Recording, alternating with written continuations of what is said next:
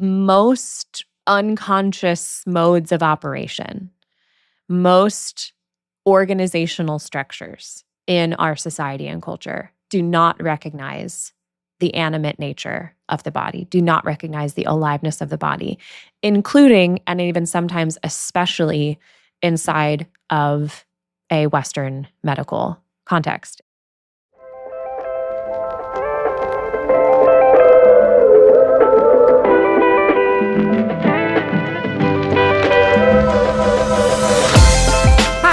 We're Joan and Jamie, two humans in bodies who take care of bodies for a living. We created this podcast as practical medicine for bodies living through this disembodied time. We want to invite you to come sit with us and experience the beautiful, loving, complex person that is your body. Hi, Jamie. Hi, Joan. Hi. Hi. We made it. We're here. I am Barely. Just stumbling across the finish line of the day today, and it's only 10 a.m., so we're doing great. So we'll see how it goes. Mm-hmm. Well, I have a question that I hope you find in some ways orienting and grounding. I'm so excited. Which is, can you share with me how you've been experiencing your anatomy recently? I would love to. And I can't say that I'm necessarily breaking any rules here because it's our show and we make the rules. Yeah. So I'm going to say I've been experiencing my anatomy in two ways, or like two areas of my anatomy that I've been experiencing. And they're quite different from one another, but they both feel really important to name about kind of the current landscape of my internal and external world. Yeah. And the first one is just kind of in reference to the last episode where you interviewed me, and I found myself saying a lot of things that I didn't necessarily intend to talk about for a permanently recorded piece of media. And it was funny because the conversation that we had, the brief moment where you had asked me to kind of go into specific detail about some of my relationship history with my body. And I was talking about my digestive issues and stomach issues my whole life. And for the next couple of days after we recorded, I was very noticeably experiencing my stomach and just kind of both the literal physical apparatus that is my stomach and also, the energetic space of my stomach, my solar plexus, in this sort of vulnerability hangover, oh my gosh, was that okay? And the anxiety of that. And that, creates, when I'm feeling and experiencing those sensations of anxiety and uncertainty, it does create this compressed, knotted up feeling in your stomach, in your gut. And that's what I was feeling. And maybe not the next couple of days after that. It was the next day, I felt that feeling. And so I was able to identify it, and also thought it was a little funny that I was oh yeah, I was talking about how all of these symptoms, I don't live with them anymore. And it's Peekaboo.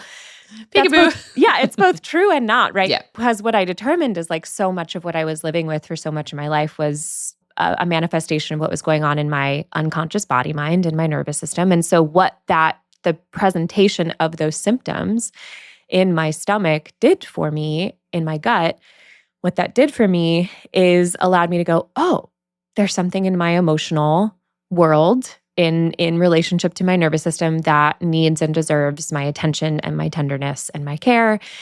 And processed a little bit of that with you. I processed some of that with my partner. Process some of that with myself in my morning pages practice, and just kind of went to my tools and went to my people, and also listened back to the rough recording of the episode. And I was really able to put by day 2 and definitely by day 3, those symptoms alleviated, those expressions alleviated. But I just felt a lot of gratitude for that degree of literacy that I have with my body and the ways in which she communicates with me about kind of her being in alignment or agreement with me, and that very human, very normal human feeling of uncertainty. And then me getting to be hey, this is okay. And also thank you for expressing these symptoms, because now we get to have a deeper conversation about how we actually are really safe and this is good and it's fun, So getting to just work through what was going on emotionally with my body in a really sweet and intimate way. So I was experiencing my stomach for a couple of days after recording that episode. And then yesterday, a little bit of context here, and this is even adds a bit to some of what I realized in that processing that I was able to do with my body because of those sensations being expressed in my stomach. Yesterday, I did my first hands-on session in weeks, many weeks. Wow. Yeah, there are a few reasons for that. One of those reasons is that foot injury that I had, like just couldn't really navigate around the table and put weight on the foot in the way I needed to for proper body mechanics. But then also I'm not licensed in Washington yet as of this current recording. By the time this airs, I might be. So I've just been doing trades and gifts. So trades to other practitioners and then gifts to practitioners and friends. And I've been busy. And so I've been doing it a lot less. And I'm still licensed in Tennessee. And in fact, I'm leaving today to go back to Nashville to do like 12 sessions in like a week or something like that, because that's where all my clients are. But in doing this first in a while hands-on session yesterday, I was really noticing my wrists a lot and was really experiencing my wrists. But once again, the kind of sensation that I could have attached to a story of like pain or something being wrong, or I could have developed resistance within my body and then probably intensified the sensation or the pain. It actually, once again, I just kind of diverted to gratitude of, oh, that's right, I'm a little rusty. Haven't done this in a while. So of course, my wrists need to remember that they're strong enough to do this and this is good. And through the gratitude towards my wrists instead of resistance towards my wrists, that also brought to mind for me the awareness of, part of the reason why I felt so kind of insecure and vulnerable after our conversation last week is because really, I know now I wasn't really feeling like myself very much because I haven't really been doing my work that I love and that I know I'm here for.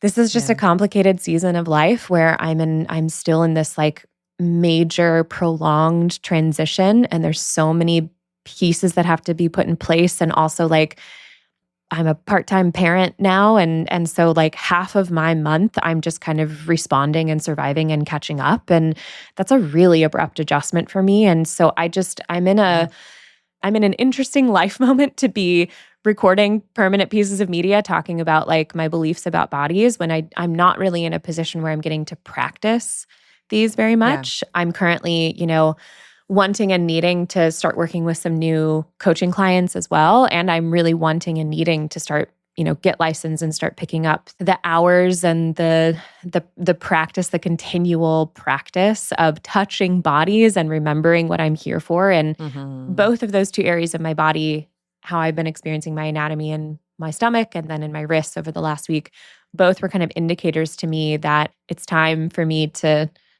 focus a bit more on the work that I'm here for, being a practitioner in the way that I'm here for. And so it helped me really clarify what I needed to clarify for what I desire and what my values are in this season of life. So I feel really grateful. And also just, I feel a lot of longing too.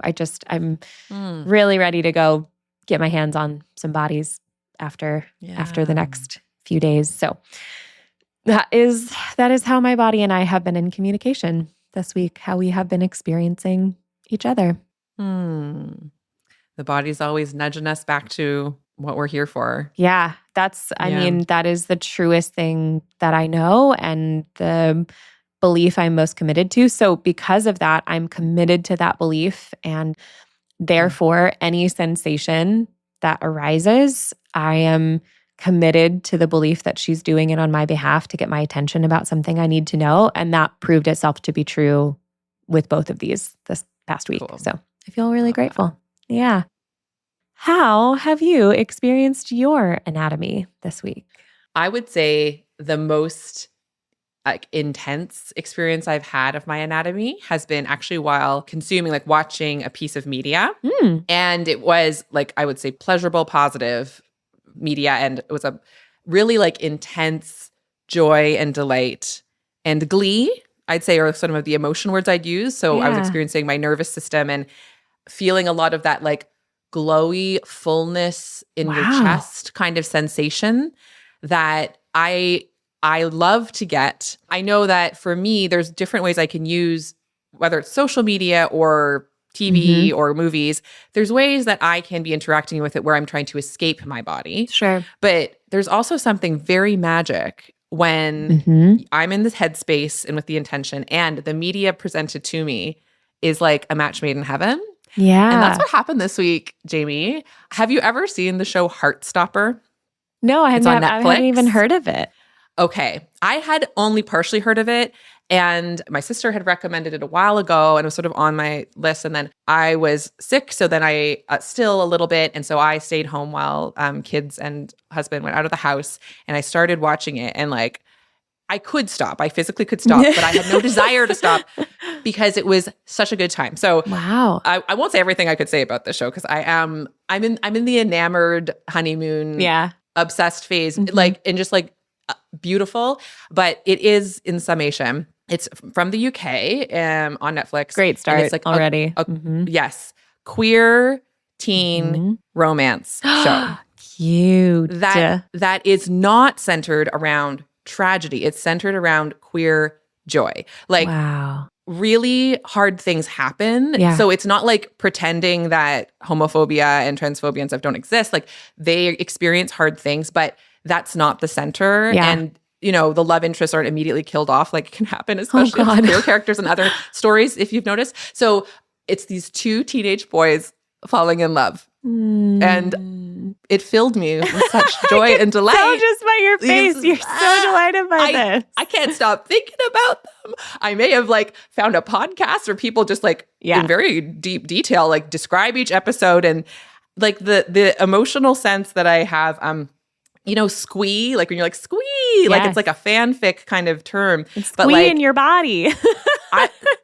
And it's amazing. Like, I used to, I was even like processing, I have a somatic therapist, and I was processing with her how like I was feeling like still a bit of the edge of that shame story of like, this is bad. First of all, it's bad because it's pleasure, like that shame story. And also it's bad because it's like so immature. Like, you're almost 40, whatever. Like, there's like some of these stories coming up about how, and I think even it's like, is it safe to feel this good? Yeah. But when I like let those go, and really just like allowed how good I felt to integrate. Yeah. I've had more bandwidth to be kind to my children. Totally. You know, because instead of it being like, I have to keep this happy experience over here in a shame pocket. Right. I'm like, this made me feel good. Hello, life. Hello, patients and colleagues. Yeah. You're all actually adorable and lovely too. Like it actually just bleeds into the rest of your life. Oh. So I can't recommend this show strongly enough. I imagine this show would not have the exact same physiological reaction for anyone just because we're all different. But like, I think it would I would recommend it if you need to watch on the plane and just wanted something happy. It's so happy. The thing too about like, you know, squee in your body is like well done stories of humans being humans at and towards and with one another. But then particularly there is something really beautiful and tender around like adolescence and the coming of age at all. But then there's something that feels even more, having not watched it yet, but even more tender and beautiful around like teenage boys accessing that tenderness within themselves towards each other. Oh, that sounds so sweet. Like, how could that not make your heart grow multiple sizes? I love like that whole genre, like teenage boys or young adult men like falling in love with each other. There's something about, because it takes so much vulnerability. Yeah. And in the show, one of them wasn't quite sure his sexuality. And then like, anyway, it's so adorable. So I've been like riding the high of that all week. Oh, basically. So sweet. I'm hopping into slight facilitator mode just because I'm so curious. Like, where did you feel like you felt that joy mostly in your body? It's sort of funny. Like, the name of the show is Heartstopper. Yeah. And it's the show itself, like, kind of uses like different animations, and like you're sort of seeing on their expressions and like body, they're focused on how their bodies are even like reacting to each other. Yeah. And I was feeling that as well. Like, it also then put me into more awareness of my body. And it was like, it feels like my heart's going to explode, but like in this joyous, light way, fullness. And that is, I would say that is where And also my face because I was smiling. Yeah, so totally. much. And then when you smile so much, it can like get a little fatiguing up Yes, here. Yes. Yeah. I'm like, how does this? I'd like every like 10 minutes, I'd be like, this is like, so how can it be this cute? I would just like yell at the TV about how cute it was. So cute. Heart, face, throat, mouth, all so many spots. Wonderful. Oh, that's beautiful. That's wonderful. I love that. Yeah. I will have to check that out. And I will have many hours of travel time today. So Perfect. Yes, you can do it because the first season is 8 episodes and they're each 30 minutes long. You know what I mean? UK style. Yeah. Short and sweet. I appreciate that. Okay.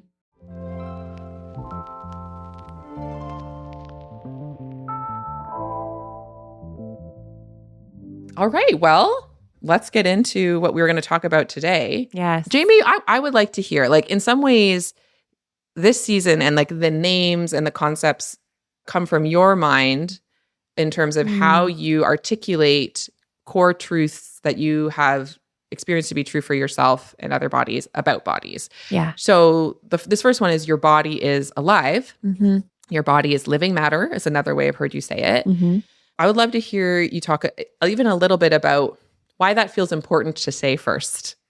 Yeah.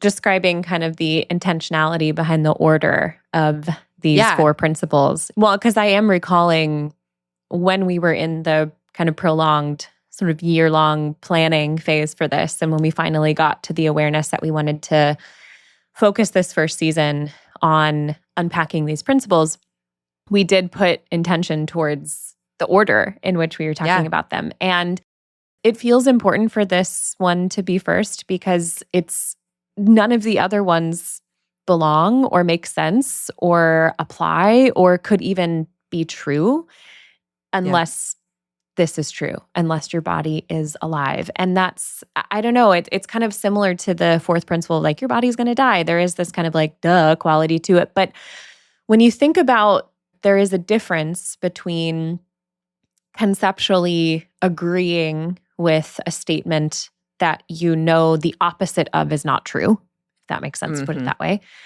There's a difference between that and experiencing the truth of a principle, a paradigm, a value in your lived experience and allowing that principle to inform what you do, to inform the way you live and move through the world in your body as an outgrowth of that principle or those values. And I also think it was important to put this one first because it is the thing that, you know, I have started with in the 8 years of my facilitation and the way in which I'm coaching people to, and it's slightly different, though it's rooted in kind of the same principle. But when I'm working with people in a coaching setting, what I'm really hoping to do is to get people to begin to start conceptualizing of their body as a person.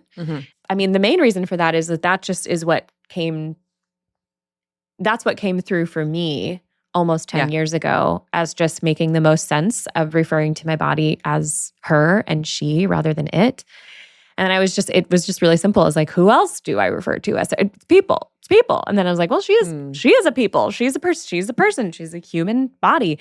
And when I'm working with people and inviting them to and teaching them to like massage this understanding into, you know, the way that their brain works and then the way that their movements occur through the world, it's vitally necessary to believe that your body is a person, or to at the very least believe that your body is alive, because otherwise there's no relationship to be had with your body. And that's kind of the main thing, that if you look around the world, both inside of a medical context and outside of it, though pretty much everything outside of an overt medical context is informed by the paradigm and ideology inside of whatever medical context of that culture is. Because everything actually, my partner and I were talking about this morning, everything actually comes down to what you believe about the body.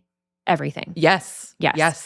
And so so everything ultimately comes down to, do you believe that the body is animate or inanimate? Do you believe that, which is just another way of saying, do you believe that the body is alive? Or, I mean, maybe we wouldn't say dead, because in order to be dead, there would have had to have been a previous aliveness. So do you believe the body is alive or not alive, not animate? And that when you look around our culture, most unconscious modes of operation, most organizational structures in our society and culture do not recognize the animate nature of the body, do not recognize the aliveness of the body, including and even sometimes especially inside of a Western medical context. And that's something that when you and I were working together, I had years of introducing this principle to people who were parents and teachers and therapists and pastors and just worked in retail, worked in coffee shops, just any sort of way in which their money was made and they contributed to, culture, whatever. So many different people where that was changing their personal life and the way they showed up to themselves and to their partners and to their children and et cetera. But I had never had the opportunity to really be in conversation with someone who worked with and cared for bodies for a living, and to not only introduce this concept, at least in this type of framing, this language of personhood, to introduce this to someone who is in the business of bodies. But I had also never had the experience of hearing from someone who was trained inside of that world and inside of that paradigm kind of confirm for me and to me the ways in which it was either left out or this just was not centered, not acknowledged, and maybe even to some degree kind of ignored, suppressed for the purpose of continuing to remain aligned with like best practices, existing ideology. And then third point, I had not had the experience of, stacked on top of those two, someone saying, now that I am starting to integrate this into how I view myself and my body, and then therefore this person occupying the role of patient and their body, it's changing so many things about what's happening in my facilitation space and in the space I'm holding with the people occupying the role of patient. So I had already known that this was potent because of how it changed my life and how I had witnessed it changing the lives of so many people I'd worked with over the years. But it was just totally no going back, life-changing to have these conversations with you and hear from you about how much the difference between body is inanimate, and so we treat bodies from that perspective, versus body is animate. We can be in relationship with this animate being. And because we can be in relationship with this animate being, they are communicating. Yeah. All the sensations, expressions are communication from an animate being. Like the difference between inanimate and animate apparently is everything. And so I would love to hear you share whatever feels good to share about like how that has changed things for you in conceptualizing of the body as alive. Oh, yeah. Like you say, like the notion that the body is alive, you feel like it's a duh, but we don't act as if our bodies are alive. We definitely don't act as if our bodies are people. And I don't say that in an individual, like, silly, yes, why aren't we doing it? But like, because of the social structures that we are in. And it's so interesting to think about, like you'd said, your perception is that the way that the ideology of healthcare bleeds into the rest of society. My hypothesis, and I mean, who knows, how would you, but like, it's actually the opposite. Like when you kind of look at how medicine has evolved over time, we're picking up random debris from the outside society. Like, like all you have to do is look at the history of how we view weight and how trash the BMI is, et cetera, but like how it got sold to doctors. I mean, look at all the times things have been sold to doctors by someone outside of, with no interest in the benefit of bodies. And then, so it's bidirectional is probably the actual, right? It all feeds it's a feedback on itself. loop. Totally. Yeah. Fully. When I think about like my medical training, right? It's not like someone was like, guys, bodies are not alive. Like, no, that to me. Right. That would be, like you say, but we didn't act as if our bodies were living matter. I think that's the main thing. So we were like, I would say I had quite a detailed and thoughtful medical education, and we were taught to like respect patients as humans. But there's what we were taught, and there was the hidden curriculum of impatience with patients, haha. But like, and like the ways in which, the culture objectifies patients. So, I mean, something as simple as, the appendectomy in room 3 down the hall. Like the gallbladder over in bed 4, right? Like we're speaking about bodies piecemeal as if they're not humans. Yeah. And so like really dehumanizing that, as well as, and one way it was quote unquote easier to do that is the way that the dominant culture in healthcare, it mimics many other work cultures in North America, at least, which is ignore you have a body, treat your body as if it's not alive, it's a machine, and your job is to wear that machine out, like go from full tank of gas to empty every single day and beyond, and push yourself beyond.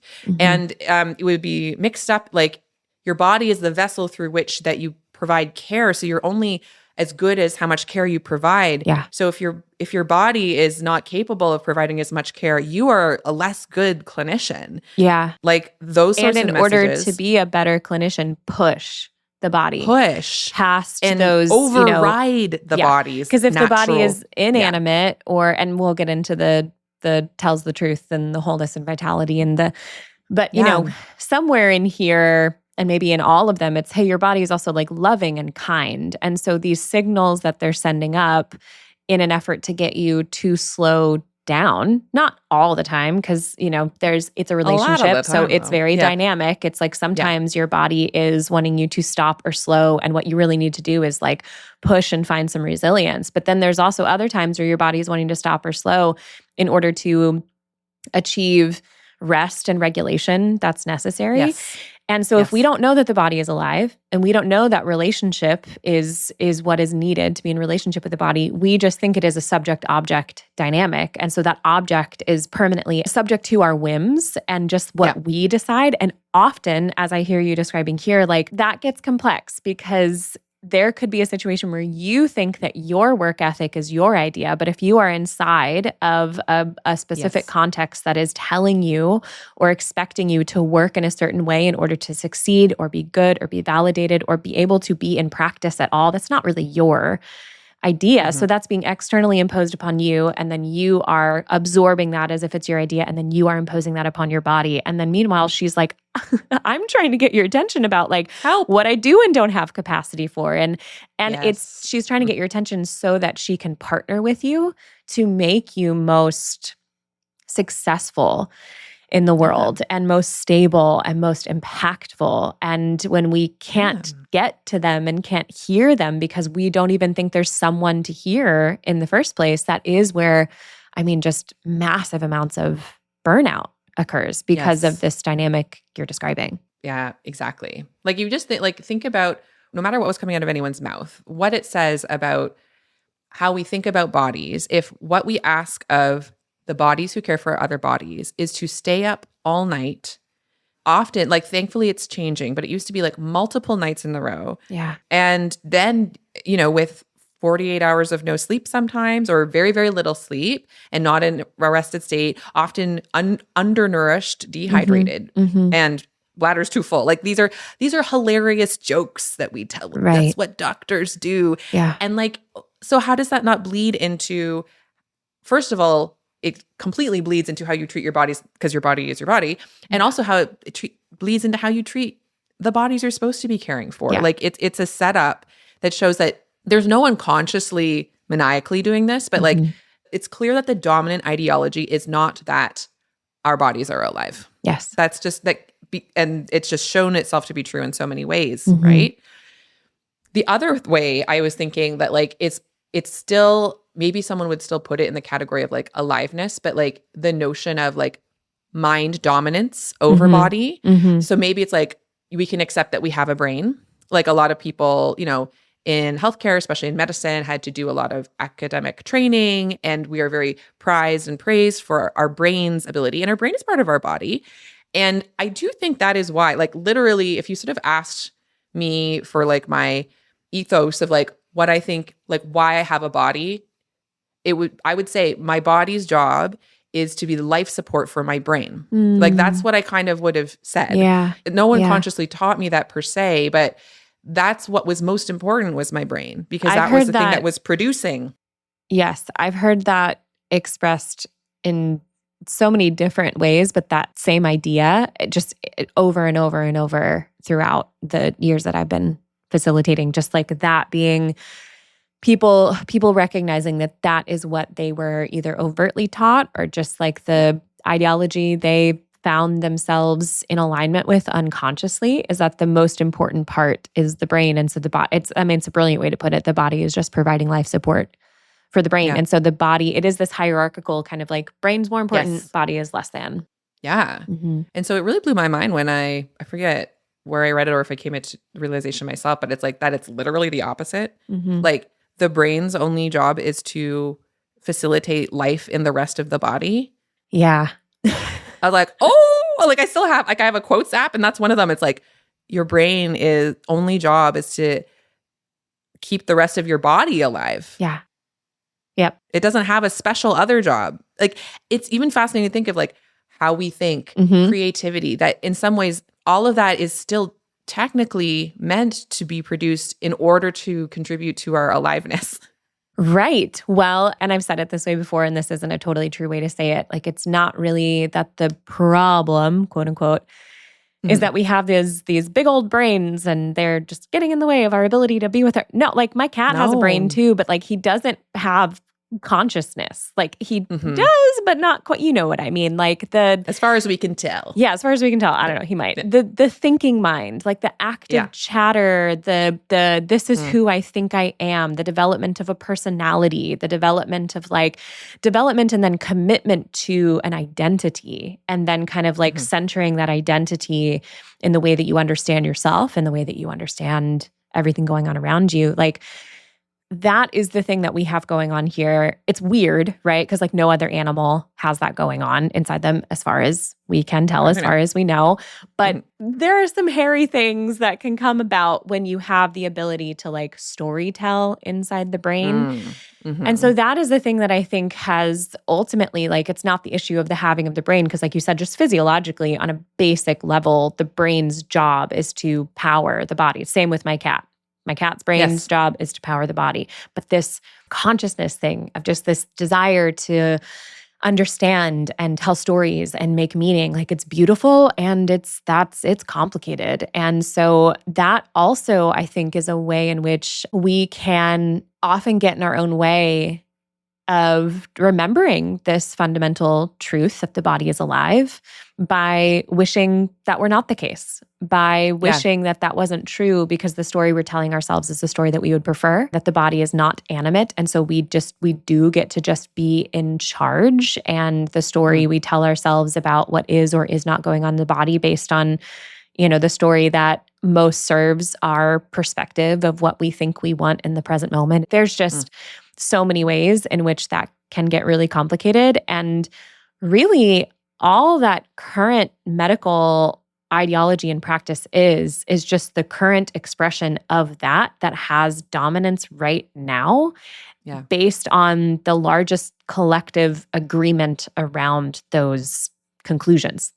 And that's the thing that I think is actually the most important thing about recognizing and remembering that the body is alive, is that also means that the body really cannot be totally and completely and entirely known.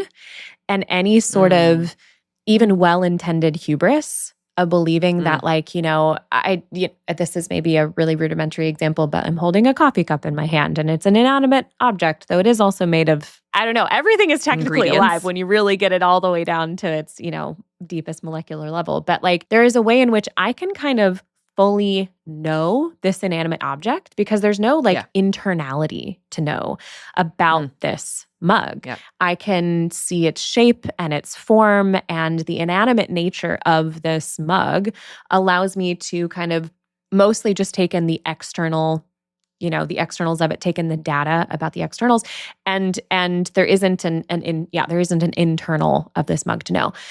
And when we're believing that bodies are inanimate, and so all there is just the form to know and the Yeah. externals. And even like you can break it down like the internals or the externals of the internals, right? So it's not like Yeah. body, if Heart's there's, pumping. yeah, totally. The heart is pumping, the kidneys, the liver, like these Hmm.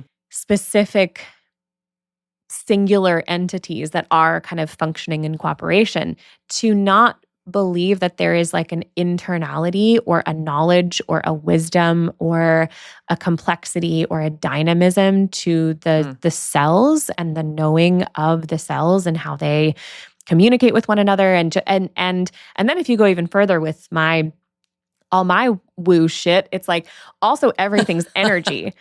And Mm. that changes everything about the way that you're understanding. I mean, everything from cellular metabolism to the way in which your thoughts create the default emotional vibrational state in your body that then Yeah. does affect the state of your living matter. Hmm. And it's precisely because like I'm so curious, I'm so interested. There is so much to learn. There is so much Yeah. to attempt to know. Like she is alive and so she is complex. And just like any other person, like you are alive, you are a person who is alive, you are sitting across from me. It is such hubris, like well-intentioned or Yeah. not, for me to assume that I could possibly ever know every single thing about Joan, precisely because I have the ability to maybe even on a long-term level observe your form. And that's a Yeah. lot of how we're interacting with bodies inside of medical paradigms, is just like we observe the form, we study the form, we dissect the form, we gather data about the form and even some of the function of the form, but largely there is an absence of curiosity about the internality and the aliveness and like what's going on in the energetics of the aliveness of that form.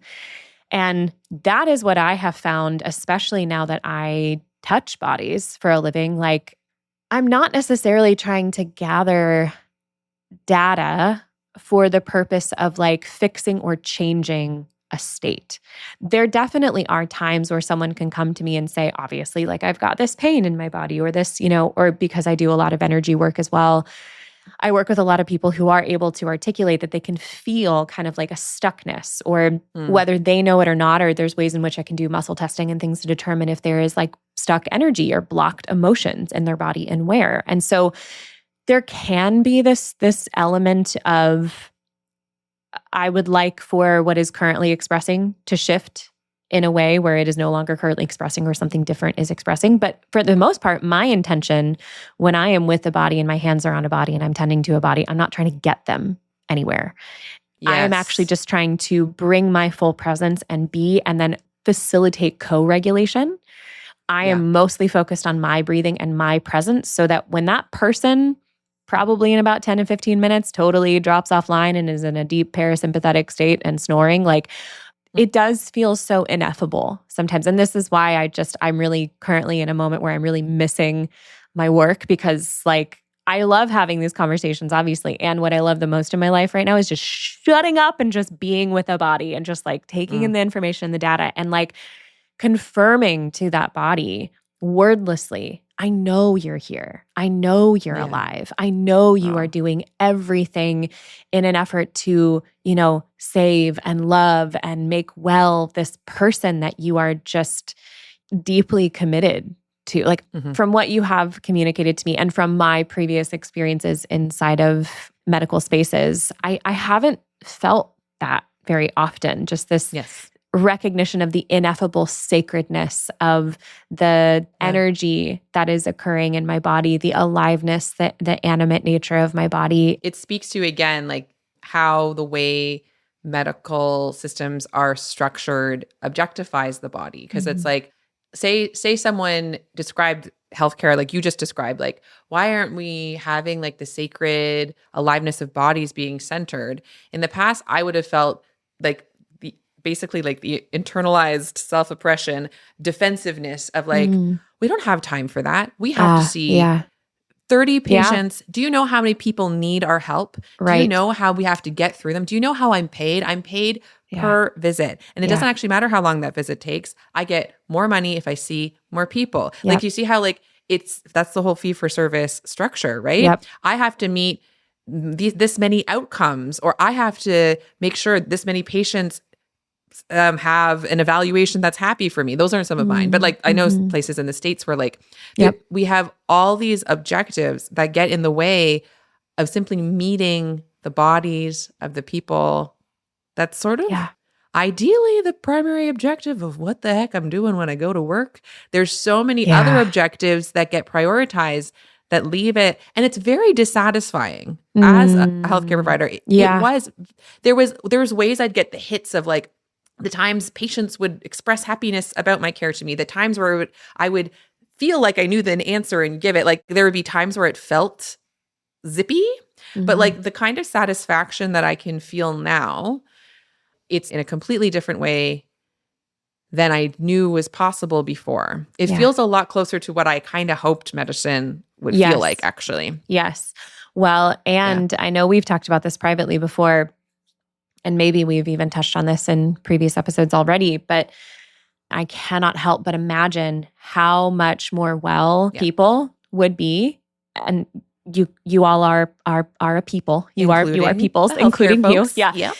If that burden was lifted, and that burden would be naturally lifted if more people came into the understanding and agreement with the aliveness of the body. And this is the whole reason why I have the job I have and why I love the job I have, is like teaching people how to develop that literacy and to learn the language of their body, so that what isn't happening is that anything that's going on, anything that's being expressed in the body, the immediate automatic response is, I need to go to someone else or this particular professional to translate this on my behalf, when I would say a decent portion, and you can tell me if this has been true in your experience, of what people are coming in to see you with are things that like time and a little bit more literacy and a regulated nervous system and like not panicking and maybe like a few important things kept in your home on hand would like, you could resource yourself and take care of yourself with this. You actually did not need to come and see me about this. And then that would free up so much time. It would free up so much energy. Like that kind of structure would make everybody and every person more well, and it would make insurance companies far less money. So that's why, at least here in the United States, it's really not, there's not a lot of incentive for it to be organized. There ought to then be deep incentive to do it. Where I live in Canada and Ontario, where they're constantly saying they don't have enough money and we're spending too much on healthcare. It's like, well, there's no one's making a profit in the public. Well, there's some, but like the core stuff, no one's making a profit from it. So, well, and it reminds me of economically. That reminds me of that voice memo you sent me many months ago, where you left a meeting with a bunch of, and I won't get into all the details of it, but I just remember so vividly you being like, I have ideas. Like, why weren't we talking about ideas? I know what we could do to reorganize this. I have specific feedback, and everyone wants to form another committee. Anyway. Just to talk about the problem again. And just pat ourselves on the back for the fact that we talked about the problem. But not even actually talking about the problem. Yeah. The symptom of the problem. Yeah, that's right. Okay. Well, let's take a little break. Great. Body let's break. Do it. Brain break. And then when we come back, we'll talk a bit more. So like we've been mostly focused on how things are now and the disembodying nature of a lot of the messages we receive in our culture and from healthcare. And so I'm excited to shift into what would be different. And I can share my experience of what has already begun to be different as I've started to really center and embody the belief, the truth that my body is alive. Like what happens when you simply, but with challenge, center that. So I'm really excited to hear about that too. Yeah. I can't wait to hear stories from you about that. Let's get into it. It's going to be great. All right. Well, see you soon. See ya in a minute. If you'd like to connect with us, we invite you to join us on Substack. exanatomy.substack.com is the home for the Experiential Anatomy podcast. It's the place to stay up to date and never miss an episode, even if you're taking a break from social media. You can subscribe for free, and you can contribute to the sustainable creation of these conversations by upgrading to a paid subscription. Paid subscribers get access to special content like audience Q&As, bonus episodes, and other supportive materials that we've created along the way. We love it there, and we hope you will too. Okay, welcome back, Jamie. Hi. Joan, I'm really excited to hear whatever feels good for you to share specific examples or just general stories about the way in which this shift from, body as inanimate object to body as a live living being has changed the way that not only you've shown up in your facilitation as a physician, as a practitioner for the other body in the room, but also the way that you've noticed as a physician, this shift has allowed you to show up in your body differently. So I'm curious about both of those things. Oh, yeah. Actually, on the break, I was thinking about how I have sort of examples for each of the 4 principles. And so some of what I could talk about today actually is like better suited to speak about in the truth episode and the vitality episode and the death episode. Yeah. So I think what you just said is the most important thing of really, as I started to not just like consciously agree with the sentence, my body is alive, but when I tasked myself with embodying that truth in my life, like if that is true, then what's the invitation to shift? As I treated my own body as alive, including an aliveness that requires rest, an aliveness that responds well to pacing. I remember an early conversation when you were coaching me and then you were talking about pacing. And I remember being like, because it's like, you can't, healthcare chooses the pace for you. You just got to zip through your day and you got to just pretend you don't have a body. So I was like, there was like an oh no moment of like, oh no, if I actually apply this, the invitation is to make changes. So I have made a lot of changes to how I work, including like working less, including delegating work, including offering care in different ways that feel more like flexible, including calling in sick way more often than I used to. Yep. That's a big one. It's a seemingly simple one, but it's a big one. It's a big one. And some of the other principles are ones where maybe it's more directly like I'm saying different things to patients, but still there's a quality of when I know that my body is alive, and especially in addition to that, where I really enjoy the positioning of my relationship with my body when I think of her as a person. The other cool thing that happens is when I'm in the room with the patient, it's not simply like, look, there's 2 living beings in here, though that's already kind of like radical. So it's not the medicine knowledge machine that I'm dispensing out to the person, frantically trying. So that's a relief and also a little scary. It's like a loss of identity. Of Like, what do I do instead? Oh my gosh. Right. If I can't be all the things for all the people, instead I'm like, hey, I'm here. Hi. Yes. What you got? And then I see what comes up in the moment. Yeah. Relatable. Yes, Jamie. Yeah. It's very liberating, actually. Yeah. And especially when I think of my body as a person and my patient's body as a person, the other cool thing that happens is sometimes it felt like kind of scary because it's like my consciousness sometimes wouldn't know what's going on yet, and I'd feel pressure to know what's going on right away.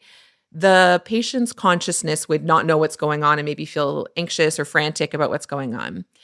But now when I'm in the room, I'm like, those things can happen. Like I can still get anxious or whatever. But no matter what, like that body knows what's going on and has knowledge for themselves. Like I'm pointing at the patient in my theoretical exam room. Yes. And my body knows what's going on for me and may even have some suspicions about what's going on with that other body. Like there's 4 people in the room. That's it. Yeah. And that just feels cozier to me. It's like a cozy relief of it's not up to me to like be this knowledge automaton service vending machine. Like instead, I can trust that something alive will happen between us.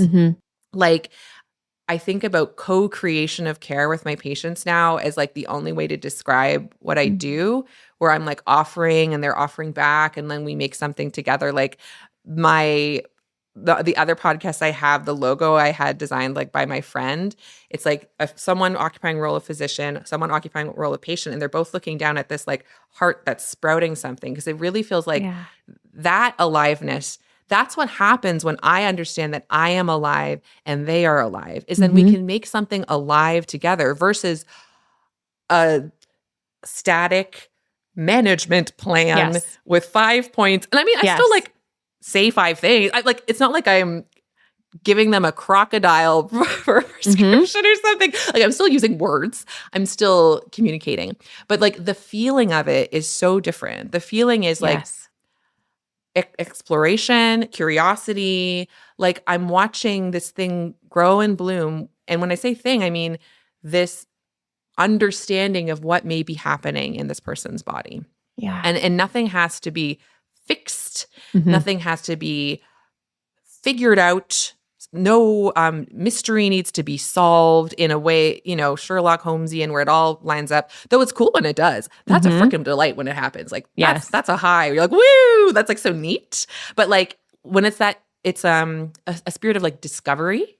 Yeah, I'd actually say, that's, I would say the word that becomes possible when not only first of all, I treat my body like I'm alive. So I'm actually rested and I'm actually nourished. So they actually then, you're showing up resourced. Set my boundaries. I'm showing up resourced. That definitely helps. Yes. And honestly, even on days when I'm not resourced, I know, well, my body is still alive with me and their body's still alive with them. And so I can still show up and trust that at least one interesting notion may arise between us. Yeah. Because I don't have to think it's me, conscious me, identity me, smart doctor person. I'm like, who's that? Bye. Like, it's just like a person who happens to have been exposed to an amount of medical knowledge. And that's handy, useful to know. But I'm like way more like trusting that it will come to me, or at least the notion of it will come to me enough that I can look it up. Yes. I'll just say this part because it's going to come up inevitably at some point. But I am a person who more deeply now than ever before understands the concepts that are communicated in law of attraction, because I understand them through the lens of bodies and nervous systems and vibrating living matter. And something that is said very often by the woman named Esther, who is kind of doing the channeling in law of attraction, is, and so I will hear it in her voice because I listen to a law of attraction video every morning. She'll say this thing of, a thought will occur to me at just the right moment. And I love that feeling, like I'm on a scavenger hunt with like the wisdom of my body, or a scavenger hunt with like the source of all knowing of collective consciousness, or whatever, which to me I think are the same thing. My body is aligning me with source.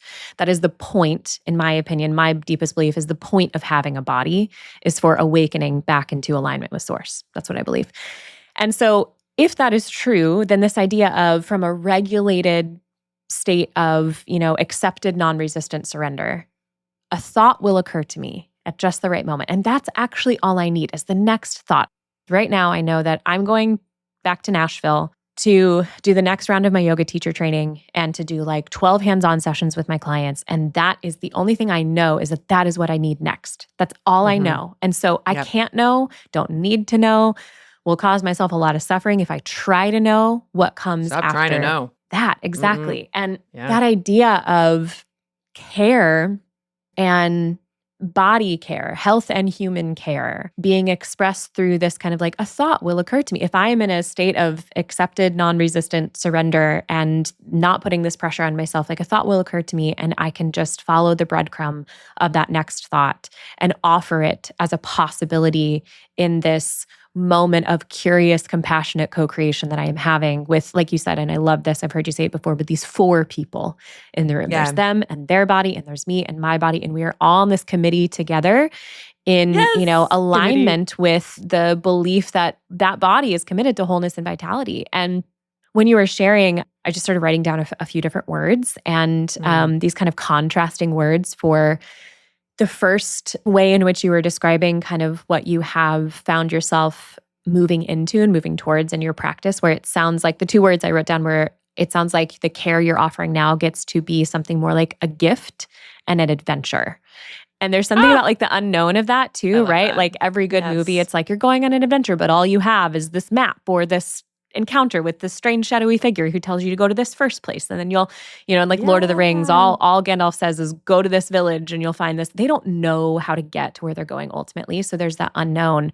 When you're given a gift, usually it's concealed in some way, it's wrapped in some way. So you don't know what's inside of there, but there gets to be that path and that process, like you said, of discovery versus what I can imagine it would feel like to be operating under the alternative paradigm of that body is not alive, it's not inanimate. So I'm the expert here, all the pressure's on me. I wrote words like task, burden, pressure, and that just thinking about, again, every person occupying the role of physician or practitioner, they themselves are also consciousness animated into living matter with a nervous system whose well-being is of absolute, highest importance for their flourishing. So like, which life do you want? Like which, and because your life is made up of how, the collection of every present moment feel like this present moment and now this present moment and now this present moment. So how does it feel? Do I want it to feel like a task or a burden to be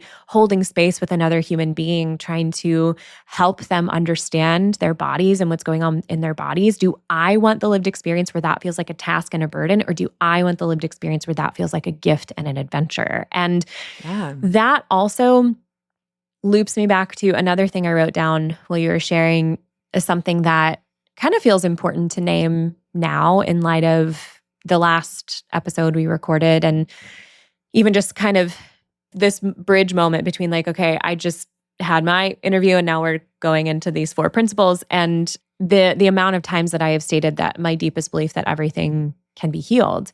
And I don't need to offer this necessarily, but in this moment, it feels fun and in alignment with my own integrity to offer that. Like, the secret here is what I actually really mean by that is not that everything can be like cleared up and disappeared from the body. What I mean by healed is essentially that like it is possible for every person in partnership with their alive, loving, living, dynamic, wise body to find themselves, regardless of what is currently expressing in their bodies, to find themselves in a state of that accepted, non-resistant surrender to whatever is happening. And that is the state of healing.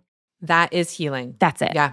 Yes. Yeah. And I don't believe that there is anything that needs to or automatically can get in our way of being in that degree of intimacy and trust with the person of our body. There's tons of things that do, but like all of those things actually, and this is why I have the job I have and why I do what I do for a living, is like holding space for people for months at a time, just talking, okay, but what about this? And what about this? And sending them back to their body and just remembering, just like in any other relationship with any other person, there's constant misunderstandings. And from those misunderstandings, there can often be stories we tell ourselves to root down into a mischaracterization of what we believe about that other person. But you can clear that shit up really quickly if you sit down with that other person and you are committed to compassion and curiosity and open dialogue and nonviolent communication and active listening and like all of those principles that create healthy generative relationships with other people are the same principles that deserve to be applied to our relationships with our own bodies, and they can be. And so I love hearing all of this, that it has become a gift and an adventure and a process of discovery. And in that, it sounds way more fun. That sounds like it's a lot more fun. It's to do the thing you love. Delight. It's honestly a delight. Like I'm just reflecting on like recent patient encounters, like, and the times I've got to like kind of laugh with delight as something I've said, the person's like, wait, what? That's like, oh my gosh. And like have like a revelation about their body, or even ones where their story about their body is so strong and just gently seeing if we can explore a way for them to feel okay, even to accept quite a simple answer I'm offering, which is, say, they have a rash and they really think the rash means something. And I think the rash means something non-threatening.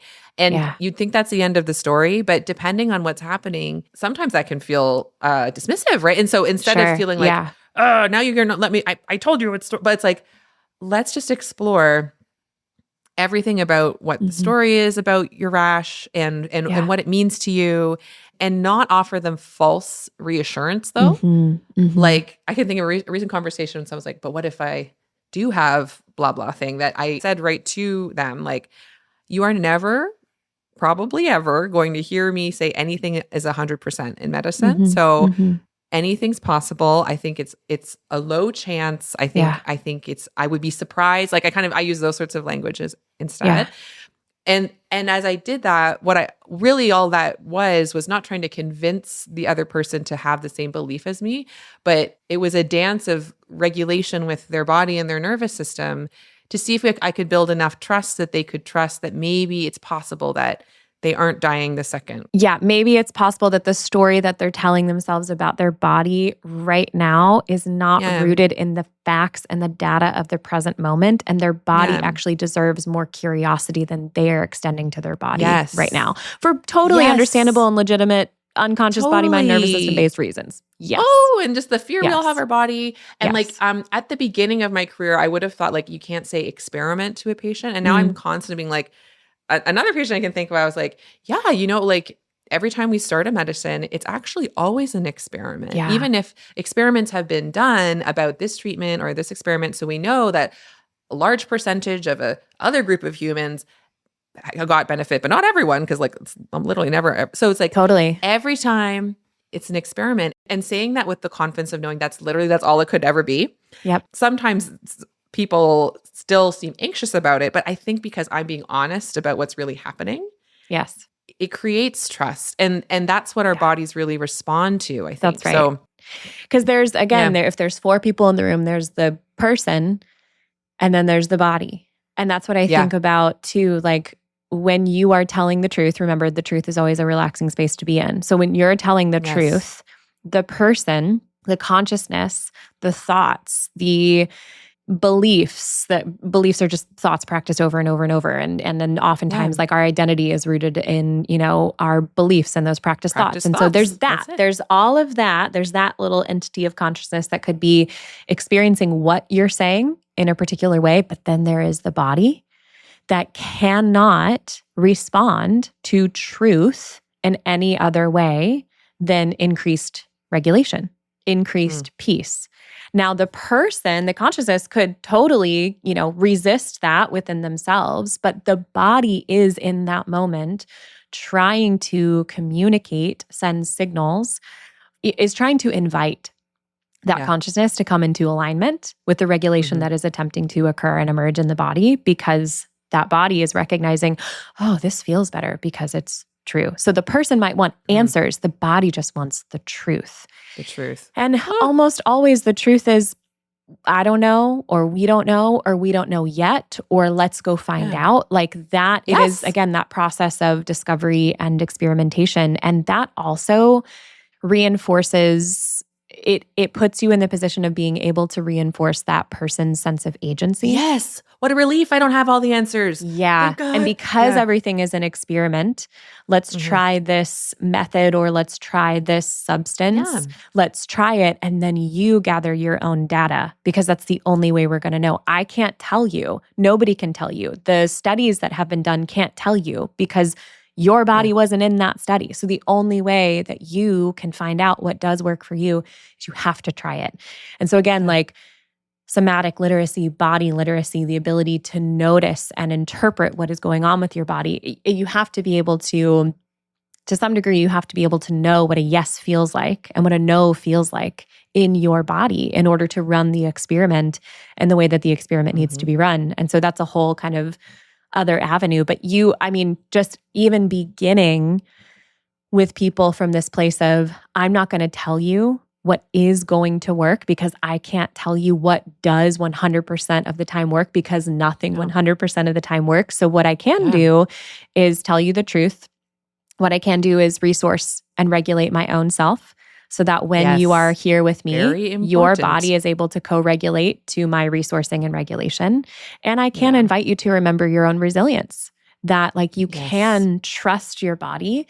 And part of that process of trusting or learning to trust your body is like do stuff with your body. Like let's try some things. Let's shift some things around, and then you can observe and gather your own data. And then that again, it just like any relationship grows and expands in this same way. And so it really is like it's vital to remind people that their bodies are alive, because if your body is not alive, there's no one to be in relationship with.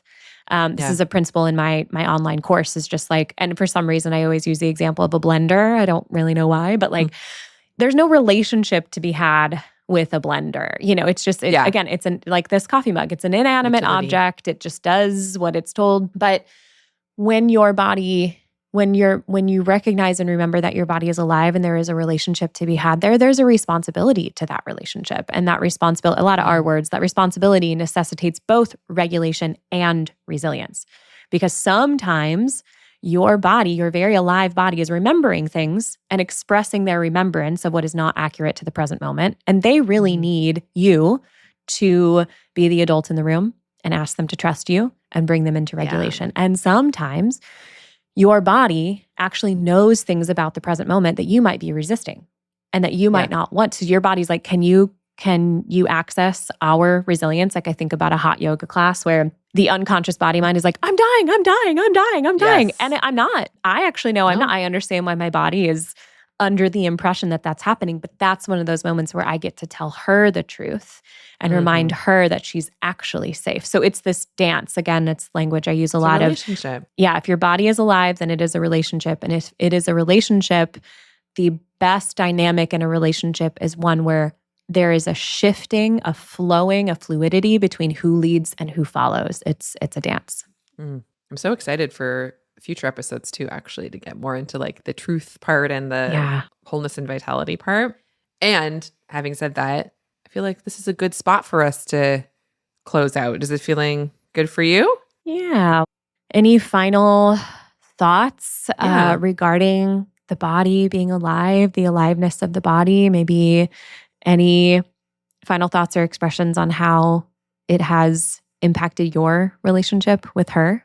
Yeah. I mean, just viewing her as a her and having conversations with her it is my spiritual practice now.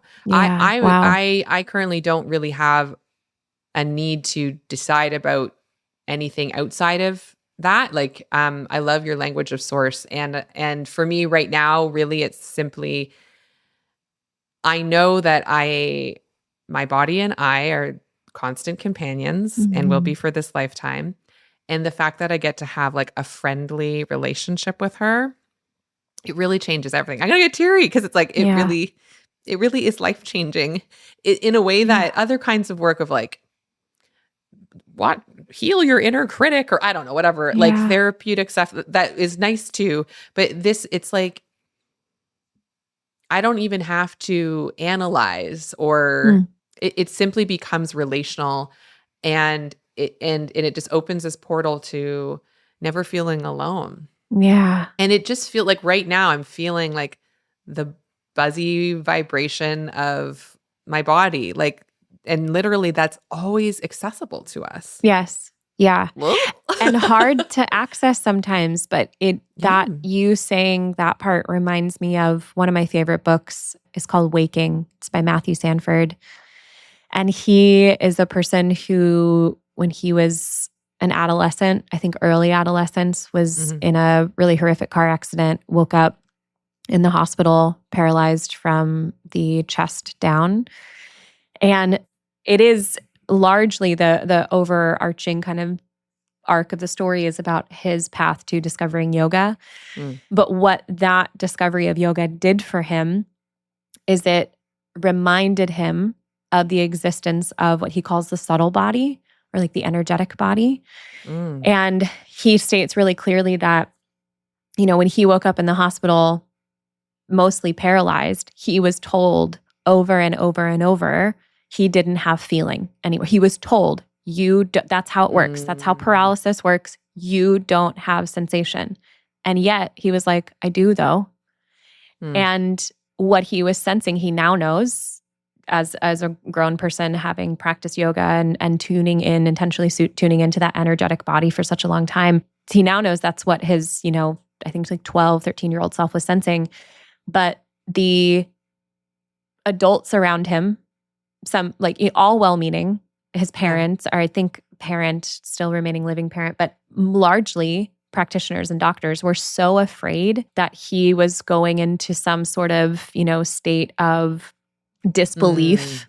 Like, oh no, if we let him believe he has sensation or he's feeling, he's going to start believing he can walk again. And we need to make sure we set his expectations correctly that he will not ever walk again. And so what that did is for many years, it caused him to doubt his own experience, which was real. He could feel his body. And in some sense, he talks about how he could feel that subtle, energetic, pulsing, alive body more because the actual physical body no longer was operational and couldn't do the things that just like we're, used to being able to do. And so it's one of my favorite stories of validating.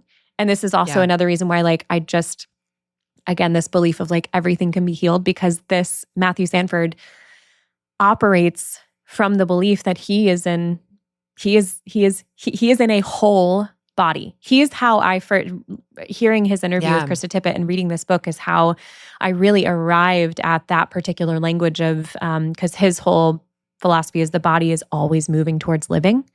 And that's something that he observed through like just his body stayed alive and kept him alive and it's still keeping him alive even with all these processes shut down and this like insane recovery that he's like, my body is so committed to living and so committed to wholeness and vitality. And if this person who is paralyzed from the chest down and essentially like conventional knowledge would say that you do not have a whole body, you do not have access to vitality. And he's like, I do though. I'm telling you my lived experience, what I feel, what is real in my body is this access to wholeness and vitality and gratitude for the fact that nothing is missing, nothing is wrong, nothing is broken in my body, because that is how alive and dynamic I believe my body to be. So I guess that's my closing thought. Everyone go read that book. Beautiful. Oh, that gave me so many chills and goosebumps.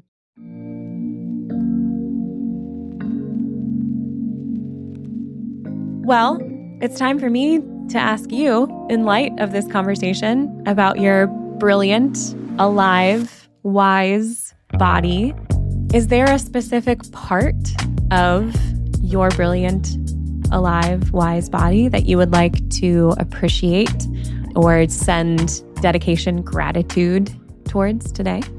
Yeah.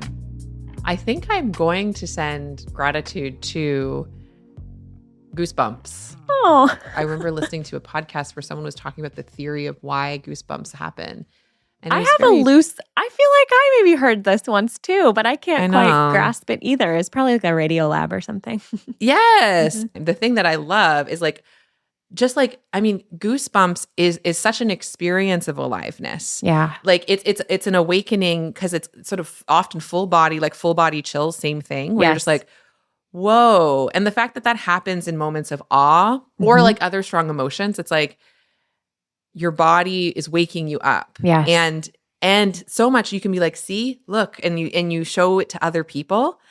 And so our bodies are reminding each other that they're alive too through mechanisms like this. And that we have the ability to like affect one. Like how often is like, oh, that thing you just said or that thing I just observed that person do gave me goosebumps. It is an admission that like it's relational. Yes, it's relational and connective. Yeah. So definitely shout out to piloerections. I'm a little bit giggling because, erections, but also amazing. Yeah. Well, I feel like there's no incorrect answer, but what a perfect answer to end an episode talking about, this principle of the body being alive. Like exactly like you said, I can't think of a better moment or a better way in which our bodies communicate, hey, I'm alive. Like, remember, I'm alive. I'm here, and that we get to experience on a sensory, somatic, sensational level, that aliveness in ourselves is that kind of like prickly, like, oh, I'm here. I'm all here. I'm all here. I'm only all here. Yes. So good. Yeah. I love getting goosebumps with you, Joan. Such a good time. Me too. Yeah. Thank you. And thank you to everyone for being here with us. And as always, join us over on Substack, or you can email us at exanatomy@gmail.com and share any of your stories of the ways in which you have come into an awareness of the aliveness of your body, maybe specific experiences you've had.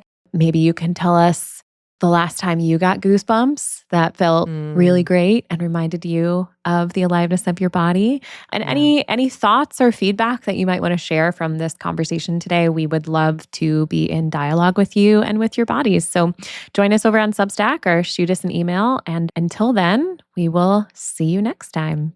See you next time. Bye. Bye. This is Experiential Anatomy. Thanks for listening. I'm Joan Chan. And I'm Jamie Lee Finch. Experiential Anatomy is co-hosted and created by us. Amber Wyndham is the editor. Julia Wyndham is the supervising producer. Senior producer is Elizabeth Wyndham. Aaron Beatty leads our community management. Our theme music is Park Pier 3 by G's Guy.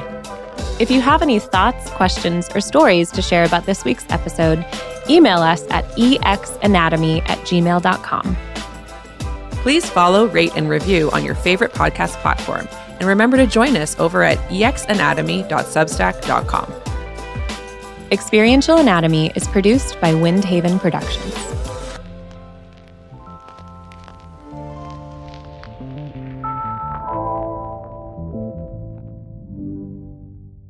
I just wrote, why goosebumps? Hilarious.